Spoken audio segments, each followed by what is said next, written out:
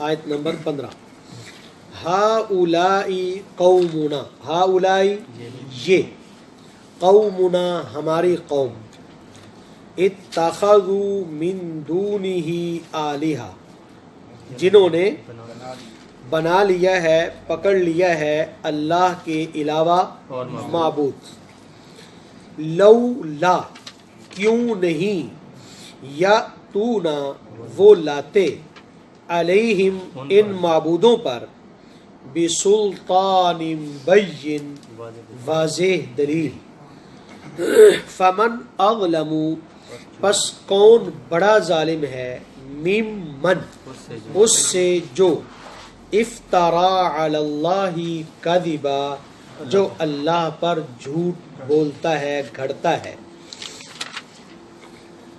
وَإِذْ اور جب، اعتزلتموہم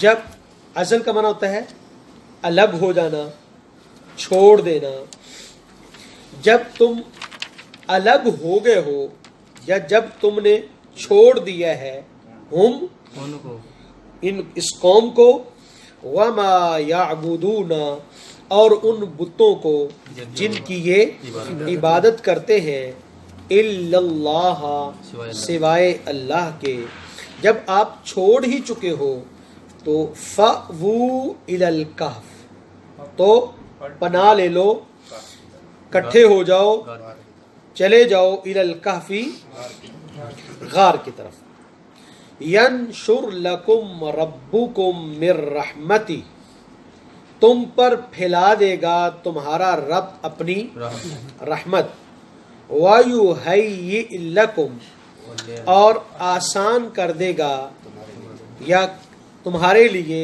من امرکم تمہارے معاملے میں، مرفقا رفقت، آسانی، نرمی، یعنی ڈرنے کی ضرورت نہیں ہے کہ بعد میں کیا ہوگا۔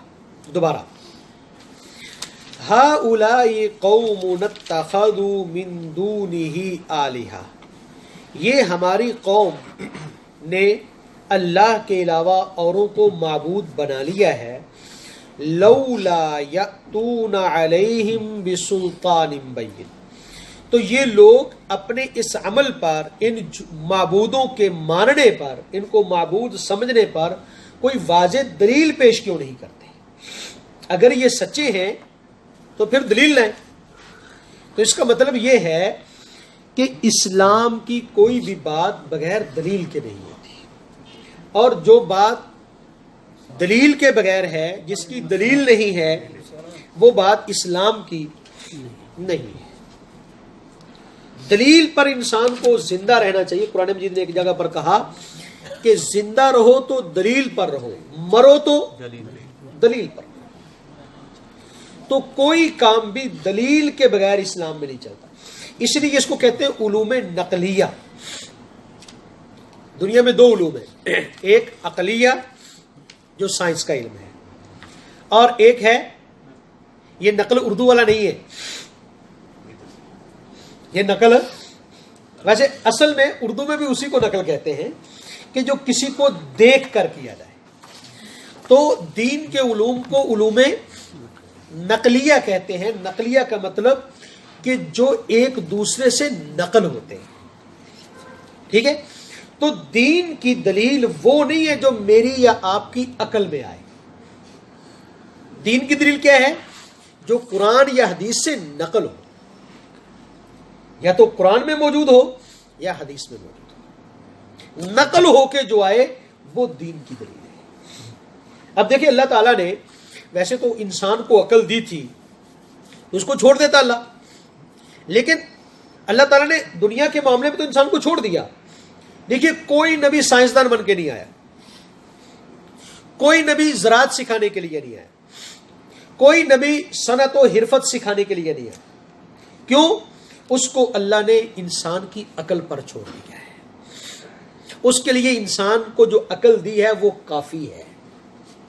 اور آج تک آپ دیکھ لیں کہ انسان نے جو علوم عقلیہ تھے اس میں کتنی ترقی کی ہے، لیکن دین کا علم جو تھا یہ علم نقل ہے، اسی لیے اللہ تعالی نے اس کو انسانی عقل پر نہیں چھوڑا، اس کے لیے اللہ تعالیٰ نے وحی بھیجی، نبی کی عقل پر بھی نہیں چھوڑا.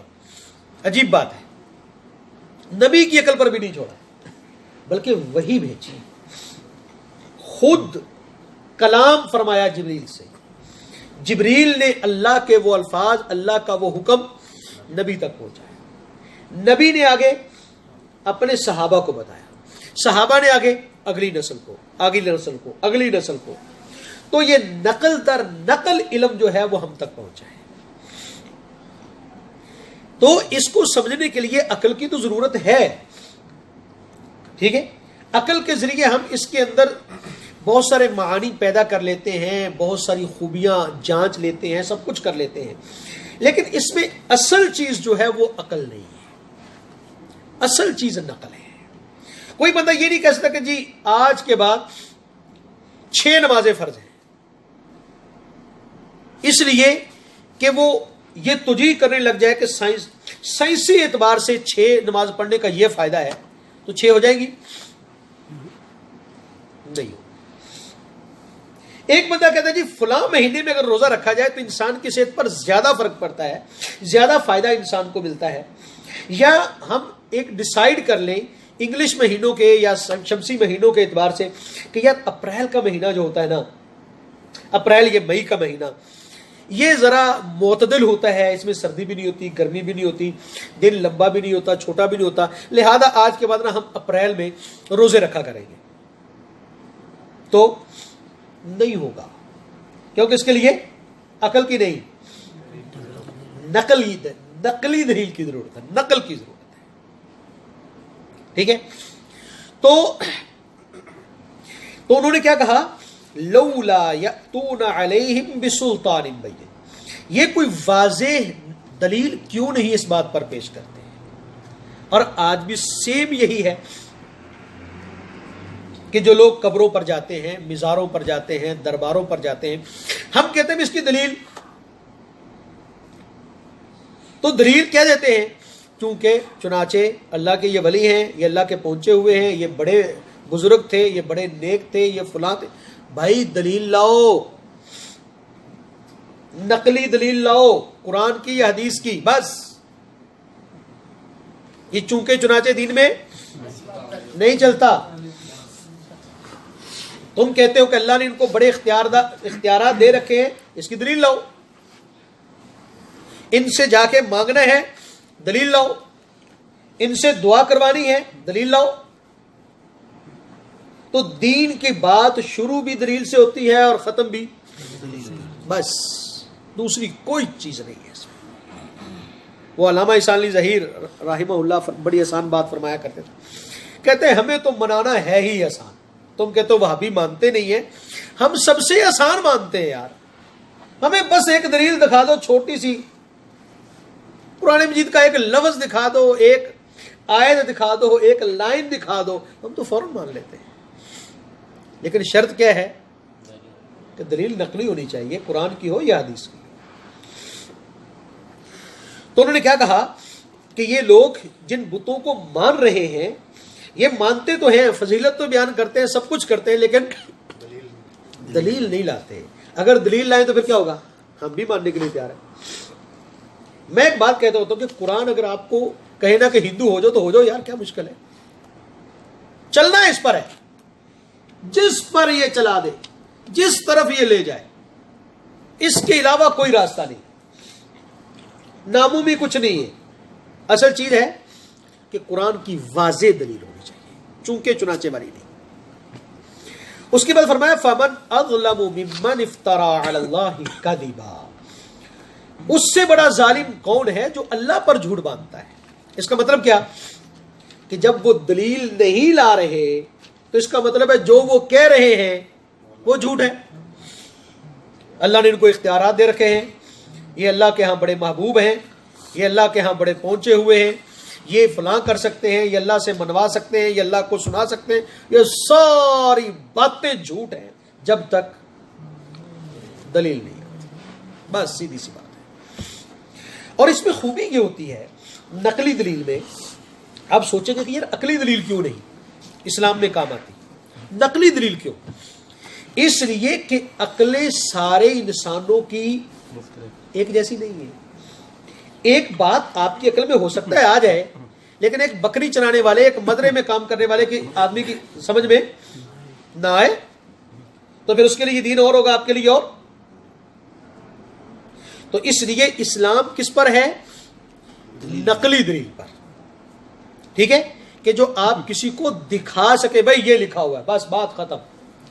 ایک عقل مند سے عقل مند, ایک بہت بڑے سائنسدان, ایک بہت بڑے فلسفی کے لیے اور ایک مزرے میں کام کرنے والے کے لیے, ایک ان پڑھ کے لیے وہ یکساں حیثیت رکھتی ہے. تو اس لیے اللہ نے دین کو نقل پر رکھا ہے, عقل پر نہیں. اس کے بعد فرمایا انہوں نے وَإِذِ اعْتَزَلْتُمُوهُمْ وَمَا يَعْبُدُونَ إِلَّا اللَّهِ. اے ساتھیو, جب تم نے اپنی قوم کو چھوڑ ہی دیا ہے اور ان کے بتوں کو اور معبودوں کو جب تم نے چھوڑ دیا ہے تو پھر ادھر رہنے کا کوئی مطلب نہیں ہے. تو پھر کیا کرو؟ ہجرت کرو. کیا کرو؟ ہجرت کرو. اسلام کے بعد سب سے بڑا عمل کیا ہے؟ ہجرت. اور ہجرت کا مطلب کیا ہے؟ دین کا تحفظ. کہ کافر معاشرے میں رہ کر آپ اپنے دین کو نہیں بچا سکتے, اپنی تہذیب کو نہیں بچا سکتے, اپنے کلچر کو نہیں آپ بچا سکتے. تو اس لیے دین کی حفاظت کے لیے ہجرت ضروری ہے. اور اس سے یہ بھی ایک پتہ چلا ہجرت سے, ہجرت اسلام میں فرض ہے. یہ بات ذہن میں رکھا, اسلام میں ہجرت کرنا فرض ہے. اگر آپ جس جگہ پر رہ رہے ہیں وہاں پر آپ کے دین کو خطرہ, اگر آپ دین پر عمل نہیں کر سکتے تو وہاں سے جانا, وہاں اس علاقے کو چھوڑنا یہ فرض ہے. اس سے یہ بھی پتا چلا کہ اللہ کو 100% دین چاہیے, اللہ کو. اور یہ بہانہ نہیں چلے گا. اللہ تعالیٰ نے قرآن مجید میں فرمایا کہ جب میرے فرشتے آتے ہیں بندوں کو فوت کرنے کے لیے, ان سے پوچھتے ہیں ہاں کیسی زندگی گزاری, تو وہ آگے سے کہتے ہیں جی بس کیا کرتے, دین پر چلنا تو چاہتے تھے لیکن بس معاشرہ بڑا ظالم تھا, ہم ایسے معاشرے میں تھے کہ جہاں پر ہم دین پر عمل نہیں کر سکتے تھے, اس معاشرے میں رہ کر دین پر ہم عمل نہیں کر سکے, بس ہماری تو مجبوری تھی. تو فرشتے آگے سے کہتے ہیں کہ بتاؤ تم نے ہجرت کیوں نہیں کی؟ اگر اس معاشرے میں رہ کر تم اسلام پر نہیں چل سکتے تھے تو یہاں سے چھوڑ جاتے. میں اس کی ایک عام مثال دیتا ہوں. ہم یہاں پر آج کیوں بیٹھے ہیں؟ ہم نے یہ سمجھا کہ جس علاقے میں میں پیدا ہوا ہوں وہ علاقہ اتنا پسماندہ ہے یا اتنا ترقی یافتہ نہیں ہے کہ مجھے وہاں پر کھلی روزی, وافر روزی نہیں مل رہی, تو میں کیا کروں؟ ہجرت کر کے دوسرے علاقے میں چلا جاؤں. مثلا آپ کے علاقے میں زیادہ پہاڑی علاقہ ہے, وہاں پر زیادہ روزگار نہیں ہے, تو آپ کے علاقے کے اکثر لوگ کراچی چلے جاتے ہیں, پنجاب میں آ جاتے ہیں. ٹھیک ہے, اب جن کے پاس تھوڑا سا پیسہ زیادہ ہوتا ہے وہ پنجاب سے کراچی چلے جاتے ہیں, جن کے پاس اور ہوتا ہے وہ باہر کے ملک میں چلے جاتے ہیں. کیوں؟ کہتے ہیں یار روزی وہاں پر وافر مل جائے گی. تو جو ایک بندہ اپنی روزی روٹی کے لیے ہجرت کر رہا ہے وہ دین کے لیے ہجرت کیوں نہیں کرتا؟ اور ایک حدیث میں رسول اللہ صلی اللہ علیہ وسلم نے فرمایا میں ان لوگوں سے بری الذمہ ہوں قیامت کے دن جو کافروں کے اندر رہتے ہیں اور ہجرت نہیں کرتے. قیامت کے دن ان کا میرے ساتھ کوئی تعلق نہیں ہے. یعنی کافروں کے ان علاقے میں کہ جہاں پر ان کا غلبہ ہے اور مسلمان وہاں پر رہ کر دین پر عمل نہیں کر سکتا. تو انہوں نے کیا کہا کہ جب تم نے ان کے دین کو اور اس قوم کو چھوڑ دیا تو پھر یہاں سے نکلو, یہاں پر نہیں رہو. یہاں پر رہو گے تو تمہارا دین فتنے کا شکار ہو جائے گا, تمہیں نقصان ہوگا, لوگ تمہیں مجبور کریں گے دین چھوڑنے پر. لہذا ہمیں کیا کرنا چاہیے؟ یہاں سے نکل جانا چاہیے.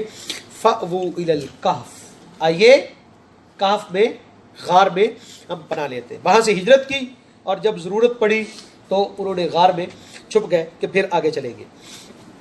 يَنْشُرْ لَكُمْ رَبُّكُمْ مِنْ رَحْمَتِهِ, ڈرو نہیں کہ کیا بنے گا.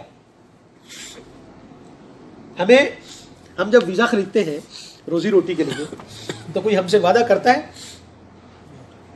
کہ تمہیں وہاں پر جناب آدمی ملے گا, تمہیں جناب ایئرپورٹ سے لے جائے گا, یہ کرے گا وہ کرے گا. ہم بالکل اندھا دھند, بالکل بلیک ہوتا ہے ہمارے سامنے مستقبل, لیکن اس کے باوجود ایک ان پڑھ آدمی بھی ویزا لیتے ہیں اور باہر کے ملک میں چل پڑتا ہے, یار وہاں پر جائیں گے پھر دیکھیں گے کیا ہوتا ہے. لیکن جب دین کے لیے ہجرت کی بات آتی ہے تو کہتے ہیں یار کیا کریں گے, کیا بنے گا, کہاں جائیں گے, کھائیں گے کہاں سے. تو انہوں نے کیا کہا, پریشان نہیں ہونا, ینشر لکم ربکم من رحمہ, تمہارا رب جب دین کے لیے ہجرت کرو گے تو تمہارا رب تمہیں اپنی رحمت کی لپیٹ میں لے لے گا, تم پر اپنی رحمت نچھاور کر دے گا, پھیلا دے گا تم. ٹھیک ہے. اور اللہ تعالیٰ نے جہاں پر ہجرت کا حکم دیا ہے وہاں پر 2 دفعہ یہ بات کہی ہے کہ ہجرت کرو, میری زمین تمہارے لیے وسیع ہے, تمہارے لیے رزق وسیع ہے. اور اس کے بعد فرمایا وَيُهَيِّئْ لَكُم مِّنْ أَمْرِكُم مِّرْفَقًا, اور یہ نہ سمجھنا کہ ہجرت کرنے میں بڑی مشکل ہے, بڑی پریشانیاں ہیں, یہ ہوگا وہ ہوگا, نہیں, اللہ رب العزت تمہارے لیے معاملات آسان کر دے گا. تو اس لیے ہجرت کرو, یہاں سے نکلو. اور پھر وہاں سے جب نکلے تو ایک غار میں انہوں نے پناہ لے لی. آگے پھر انشاءاللہ اس کی بات کرتے ہیں. اگر آپ کو ہماری یہ ویڈیو پسند آئی ہے تو چینل کو لازم سبسکرائب کریں اور نیکسٹ ویڈیو کے لیے بیل آئیکن کو کلک کریں. جزاکم اللہ خیر.